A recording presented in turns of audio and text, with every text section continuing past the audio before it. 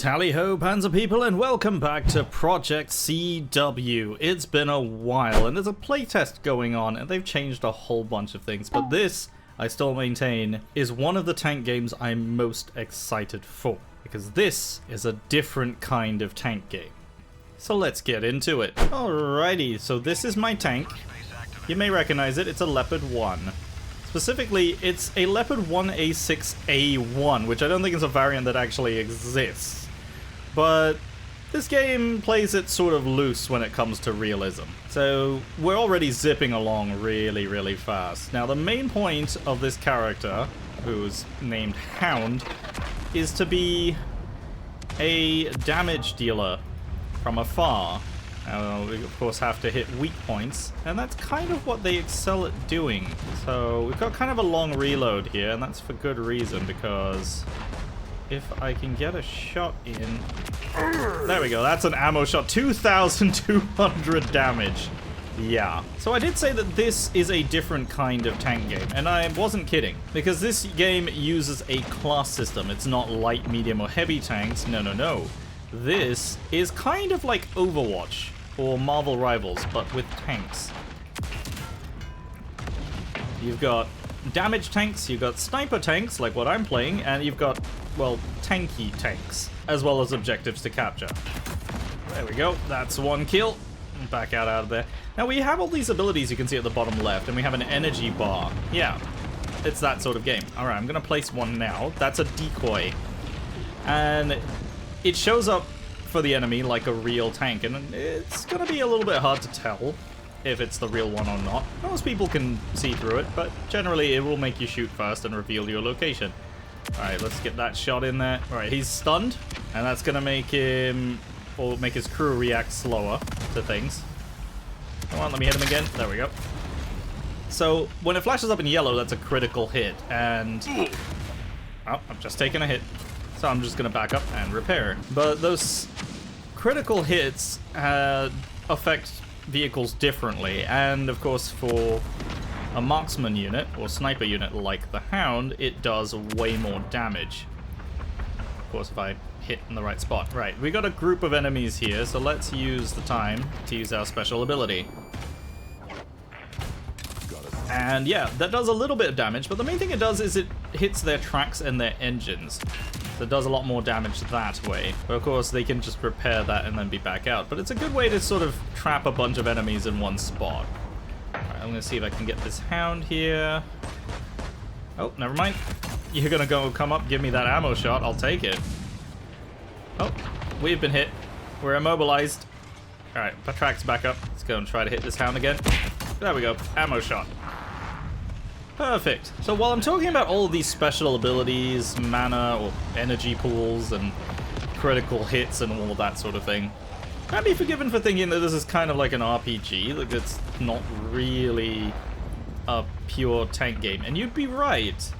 However, the tactics that I'm using in this Leopard 1 are not too far off from reality, which is a very interesting thing about this game. The gameplay very much does reflect reality in a lot of ways. Alright, let's get that guy. That's a one-shot! That was amazing. Now, of course, being a sniper means we don't have a big health pool, and that means, yeah, we're gonna take damage pretty easily. And when we do, it's a pretty big problem. Got that track. Pow! Alright, let's see if I can get this chopper over here. No, he's going out of the way. Oh, enemies are highlighted. That's another ability from another person who we'll play later. Oh. Alright, they're gonna hit the objective, so let's back out of here and go to the next place. Alright, I need a good sniping position. I don't want to be too exposed to the enemy. Nope, there's somebody moving up there. Oh, I just missed him. Come on, reload me. Reload times are a little absurdly long, I will say. There we go, that's an ammo shot. 2,600 damage. I will take it. Planning to die here. There we go. Oh, what are you doing up there? Now, what's really interesting is every time I shoot like that, there's a couple of little symbols that come up, and it actually shows you what sort of damage you're inflicting. So you do enough of that kind of damage, and it'll have a status effect. So electronics will stop, I think, the turret systems and sighting and stuff like that. and then crew damage will give you a stun, which will make them react and behave slower. Ammo, of course, will affect loading speed and stuff like that. It's all pretty easy to figure out after you've played a couple of matches. Agents, the enemy is cutting us off. We don't seize that last base, we ain't getting out. Over. Alright, let's finish you. There we go. I believe hitting the fuel also can set them on fire. Oh, jeez. I believe the game might have just crashed. Still, it's loading me back into the match. Alright, and we've loaded back in, and somehow I'm still alive. I'm gonna heal up. I'm taking damage from somewhere. I'm not entirely sure where. I think maybe I'm outside of the area or something like that. I don't know. I am lagging quite a lot right now. But yeah, at least we're able to like rejoin the match though.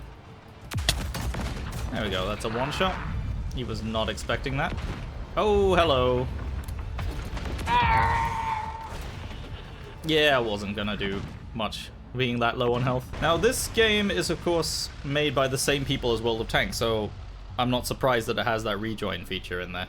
And overall, it's pretty good. Alright, let's have a look at the different agents and their tanks. And since this is a video game, and this video game has tanks, it's time for a video game tank review. Starting off in Kent, or with Kent, we have the XM190. The XM1, of course, being the prototype of the M1 Abrams, but this one fitted with a 90mm gun with an auto-loader mechanism. It's a revolver-style drum, very much like what you see on an AMX-13, and a very different system to what you see on the HSTVL, another light tank project that never saw service. In between that, you have the funky-looking XM808, or I'm gonna refer to it as the XM Bob, with what appears to be an unmanned turret of some kind, and because it's not in the game yet, I have no idea what it does. Moving on to the ubiquitous M1 Abrams, but this is an M1E1, a variant that was, I believe, tested, but up till now hasn't actually entered service. I could be wrong about that, but this one comes equipped with the crab-style mine plow at the front. Although mines are thankfully not in this game, it does at least make it look slightly more tanky. Otherwise, this is a fairly typical M1 Abrams, although it does appear to have some increased armor, and of all things, a 20mm Vulcan cannon on its roof. Yes, I checked, that is a remote Vulcan cannon, because if you're gonna go big, you go big or go home. As an alternative, there's always the XM1V, which in this configuration seems to have some sort of mortar launcher or rocket launcher mounted on its rear. Very much like the system you would see for something like a Matilda Hedgehog, but it is also a system that is very difficult to maintain in the field, very difficult to reload, and overall just very impractical for something that would only be used once. Twice if you're lucky. And of course the grandfather of the best tank in the world, the Leopard 1, but this one is seen here as a Leopard 1A6, a presumably fictional variant of the Leopard 1 that would have gone on after the Leopard 1A5. This one does not have the coincidence rangefinders, but does have a laser rangefinder as well as the infrared spotlight. Systems that would not have been together on this tank, since the later Leopard 1A5 already had infrared and thermal sights. In this particular version, it has a very funky looking muzzle brake, which doesn't appear to be something that was ever really used on the Leopards, and given that it's a 105, it is entirely unnecessary. Interestingly enough, it does also feature an additional sighting system right above the gun.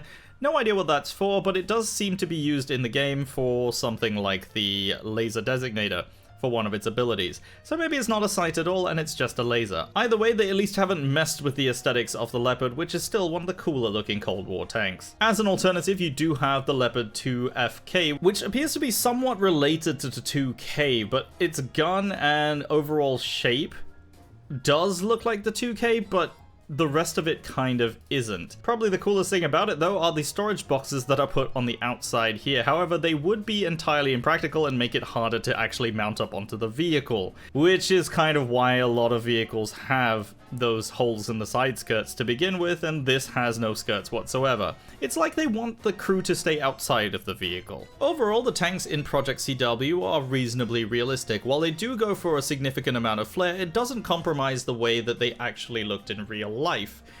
Although a lot of these are prototypes, and it's up in the air as to whether or not they would work ever if they were adopted into the service. It's good that the game actually just gives them a chance, and it's the sort of game where this sort of thing would work. unlike World of Tanks. But in the end, they are Cold War tanks, and Cold War tanks are the coolest tanks. 9 out of 10. So that does at least give me a chance to check out all of the upgrades. So as you level up each character, and yes, they are characters, they all have special abilities and things that you can put in. So for example, my decoy, I can change that into what I have here, which is an explosive decoy. So if somebody runs into it, it explodes. It does immobilize everyone hit by that, so I'm presuming it can hit me as well. I can also have a movable one, so this one will actually move around, which could be quite interesting. So we're going to try that one out. And then, of course, there's the usual stuff with upgrades like this, which will increase turret traverse. This one will increase hull traverse. And we've got perks for each individual crew slot. But another reason I really like this game is because gone are the days of grinding to unlock tanks. You just have these characters instead. Now, of course, Hound is my favorite right now, but we're going to try out someone else. So this is Kent, and you may have noticed that they have other tanks to unlock which also affect their abilities. So the HSTVL has an autoloader, whereas the XM1 has a different kind of autoloader ability. So we're going to try out Kent, and we're just going to see if I can slot in any loadout stuff for him, because I haven't done much with him yet. I think we'll definitely go with the Master Engineer, gives him better repair, so we can get that little bit of survivability back on. And a little bit of aiming speed would be great, because he is a damage dealer, so I think that would be useful. And for our secondary, we normally have Hesh rounds. I'm going to swap that out with Heat to see if that's any better. And yeah, you can really just mix and match these as you like. Man, this is a funky looking tank. Yeah, we can see the shells are currently being loaded. That's such a cool animation. I don't know if it does that for every loading. I think it might just be the first time loading. It would be cool if it does it every time. Right, so obviously this is a prototype vehicle of some sort. We know that the World of Tanks people are quite fond of the prototype vehicles. And you can see that this is already not as mobile as Hound was. Oh, I just missed that shot. Alright, well he's damaging me and I can't damage him. I don't like that. Alright, let's put a... Ooh. Okay, my ability was blocked for some reason. Maybe because I took damage while doing it. But yes, this ability right here.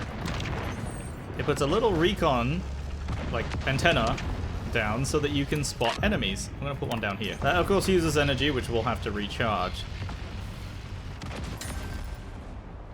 There's one long range.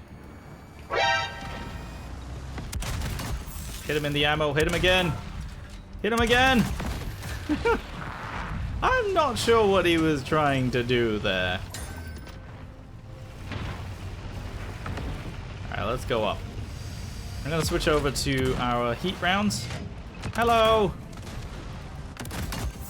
Hit him in the ammo. There we go. Hit him again. That was a slightly cheeky shot. Alright, we're going to cap the base. So the attack characters are more along the lines of what you might consider your sort of damage carries. Not the most survivable, but they're there to dish out the damage and push the line forward. Right, let's get this Kent over here. I'm going to hit him again. Yeah, you can dish out a lot of damage in a short time, which is what I really like about it. Alright, I'm going to heal up.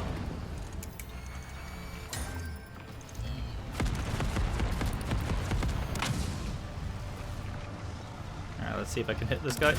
That's in his track. Ooh!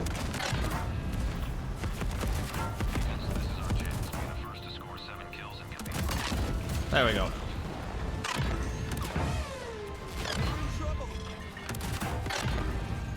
Yeah, I'm definitely in trouble here. Not really much you can do when you're surrounded like that. Now, there are a couple of criticisms I can make with this game. It's definitely that this does suffer from old school MOBA syndrome, which is where if you pick a character and you've got a bad pick, like it doesn't work, or you've got a hard counter on the other team that you can't do anything about, you can't change that. And so you're kind of screwed if you don't like what you picked. That's in his engine. Alright, that chopper there, yeah, he's doing what he was built to do, which is absorb damage. He's your defense or your tanky tank character. Alright, let's activate our ultimate here. Let's go with that. Alright, he's getting hit.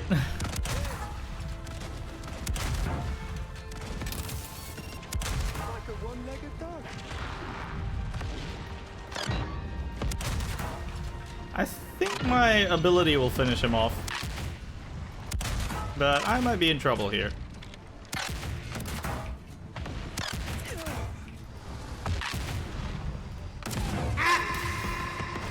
I think Project CW could definitely learn from games like Marvel Rivals coming out right now, where they allow you to change your character mid-fight. It would also help if you're doing objectives, like secondary missions and things like that. Especially for maybe Battle Pass stuff in the future, you probably would benefit from being able to switch midway. Yeah, that was a very quick match. But at the very least, if you don't like a particular character, there's always a different one for you to try. And you can swap out the parts at will to see if there's a different way you like playing. And of course, setting up with the right parts is always key to getting the tank the way you want it to be.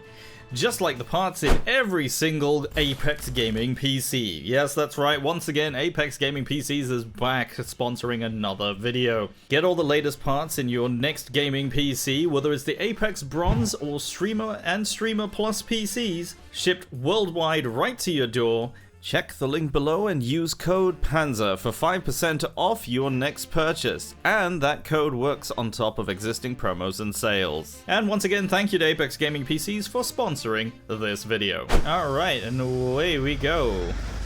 So this is the opposite end of the scale to the Hound. And one thing I'm immediately noticing is that this Abrams doesn't sound like an Abrams. It sounds like it has a diesel engine, which is weird. But yes, Chopper is a defense character, meaning his job is not to do damage, but rather to absorb damage. So we're gonna do that now. We got a shield, and now we can't shoot, but this will block incoming damage. Our allies can still shoot back, which is really cool. It's sort of like Reinhardt in Overwatch.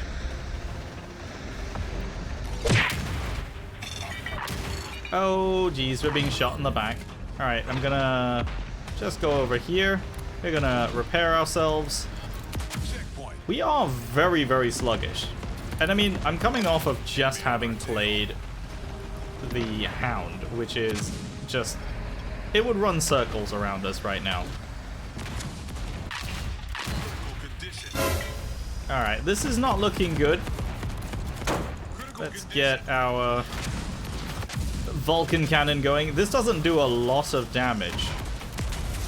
Not at all. But what it does do is rip off external armor and tracks, which is very good at doing. Alright, that's right in the ammo there. Alright, we're still alive. All good.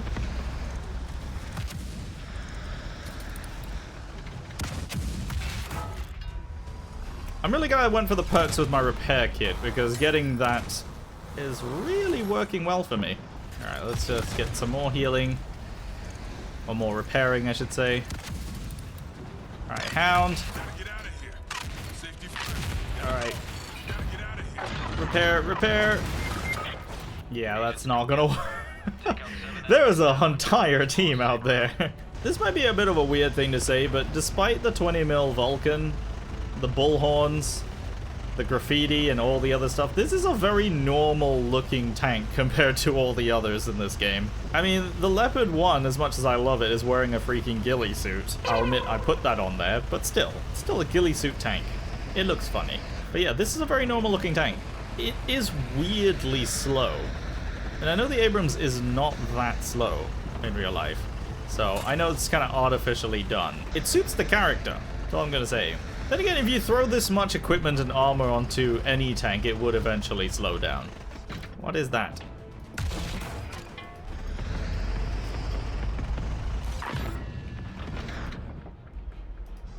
Alright, front towards enemy.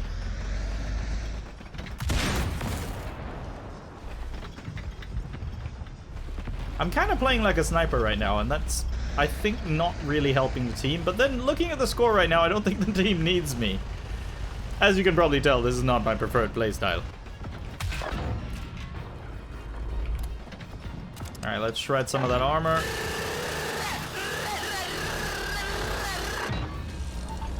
And we'll go there. Yep, just keep ricocheting. Just keep bouncing off of me. Okay, well, you stopped bouncing off of me. I'm gonna go there. I mean, they've sort of immobilized me, which is a little annoying. Ow! What was that? What in the heck was that? I don't like that you did that.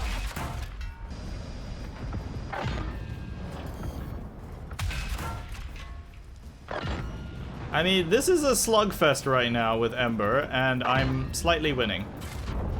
But I will take slightly winning over entirely losing.